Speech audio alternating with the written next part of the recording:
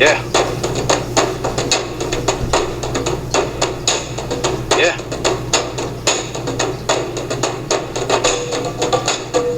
let's go, let's go.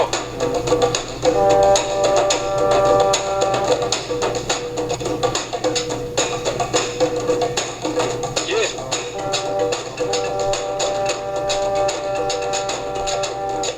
let's go. Four.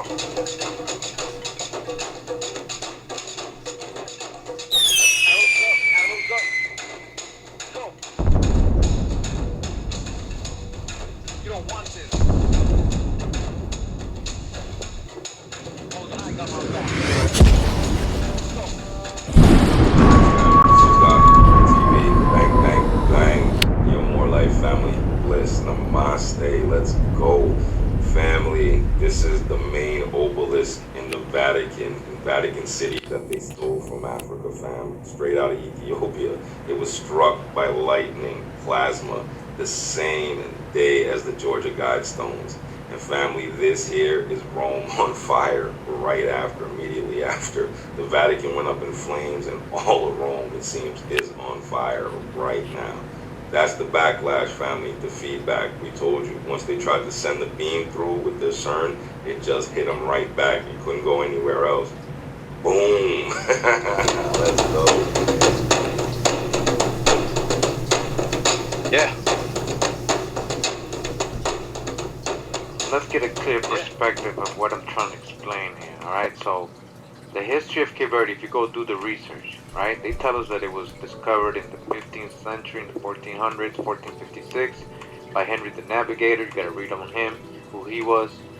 And it says that when they first arrived, these Europeans, that this place was uninhabited, or as they say here, when these mariners first landed in Cape Verde, the islands were barren of people, but not vegetation.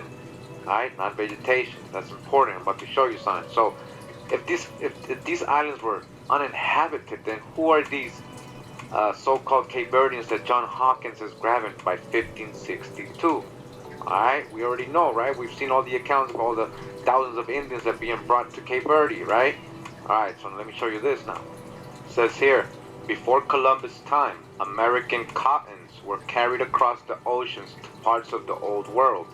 Historical documents from the Cape Verde Islands show that G. hirsutum, the Mexican species, had apparently reached the Guinea coast of Africa by means of some unrecorded voyage before Columbus' first voyage. Cape Verdean records report that a cotton arrived there from West Africa some 25 years prior to 1492. Remnants of that cotton turned out to have the American triploid genetic structure. Alright, so this is native to America, and it was already on that side of the world, in Cape Verde and West Africa, telling you there was people going over there way before Columbus. So was it really uninhabited?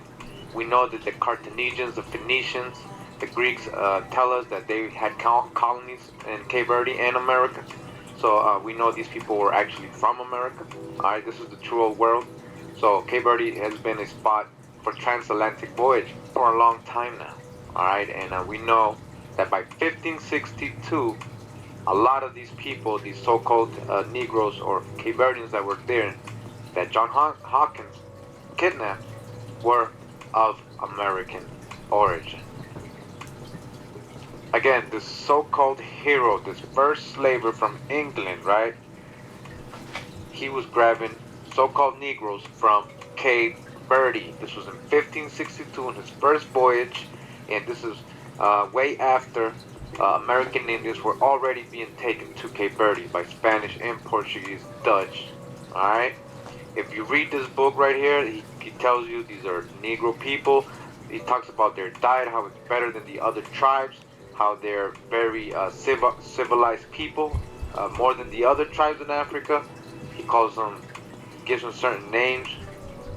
He tells us they use bows and arrows and darts that are different than the other tribes. Alright, so now I grew up with Cape Verdeans. So before I knew all this history, I always had a strong connection. You know, they seemed more to me like people I would know in Costa Rica or America, not like Africans like from Nigeria, West Africa, or those other countries. All right, they resembled more Americans, and if you see how they look, you're gonna see what I'm talking about as well.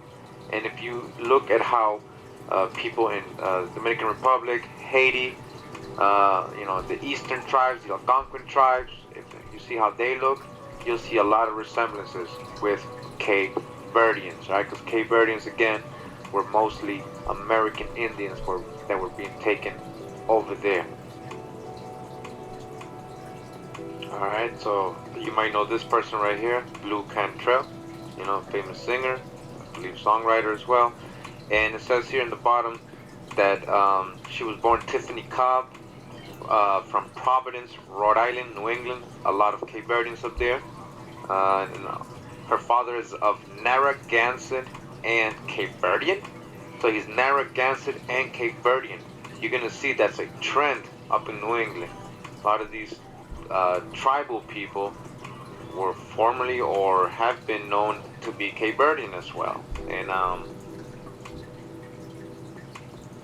if you go compare how these Narragansett people look with Cape Verdeans, and I'm not talking about just one person, meet a lot of them, go see how they look, all of them, and go meet Cape Verdeans, you're going to see a lot of resemblances. Alright? So here we have Lisa Lopez. I'm sure you all know her. She's from TLC, right? The group, the female group from back in the 90s. TLC, Lisa Lopez. It says that she's of Cape Verdean and Portuguese and African American descent. So what does that mean? Alright, because Cape Verdeans were colonized by Portuguese. So what are they trying to say here? And then African American, dodge the hijack, right? We crossed that out. That just means aboriginal, right? Indigenous. Alright, so she's basically indigenous is what they're telling you. Because many American Indians, by the thousands, were taken to Cape Verde. So how do we know she's not one of those descendants? Alright? Alright, so we continue in the book Africans and Native Americans by Jack Forbes. We're almost done, Just want to finish off with the info here. It says here, after being expelled from Brazil in 1654, the Dutch, or many of them, and the Portuguese Jews who had joined them, retreated with slaves. Again, Portuguese Jews. And they retreated with slaves, servants, and a plantation ideology to other places. And they're talking about other places in America. For example, 900 such persons, free and slave, left Brazil and migrated to Guadeloupe and Martinique. In addition, the Dutch had been actively selling slaves in the French islands, as noted. We know that many of the slaves on the islands were Brazilian.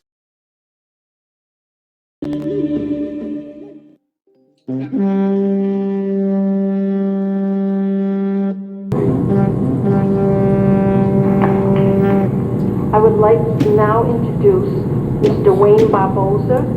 He's the founder of the Parting Ways Project.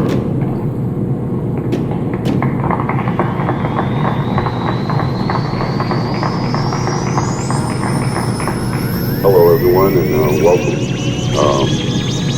I can't say that I've ever been before such a group like this.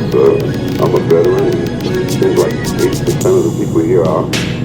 And it looks like the family's there to support them. We're talking about American values that I have never seen before. And I'd like to say that I'm very proud to be here. And I was here a few years ago on behalf of Parting Ways. We had brought the ambassador from the Republic of Cabo Verde, in which he had cut the ribbon for the Parting Ways site in Plymouth. I kind of want to bring that in the picture because some of us don't know our history. In fact, it really isn't our history. It's his story. So Parting Ways is trying to correct that. I thought I was well read until I started reading his history and picking up the forgotten stuff. And it turned out that I had nothing to be ashamed of, because when I grew up, we were ashamed. We were ashamed of our history because we didn't know it. We thought we were just slaves. At the very least, some of us were free. Some of us had some value. In fact, Some guys actually were selling to the Continental armies, providing supplies. Some were like Chaim Solomon, a Jewish fellow. He was a broker. Nobody really knows who he is, but George Washington needed him to pay the army, to pay Congress, because we had no money and was losing the war. And there's a lot of stories. Paul Revere, for example.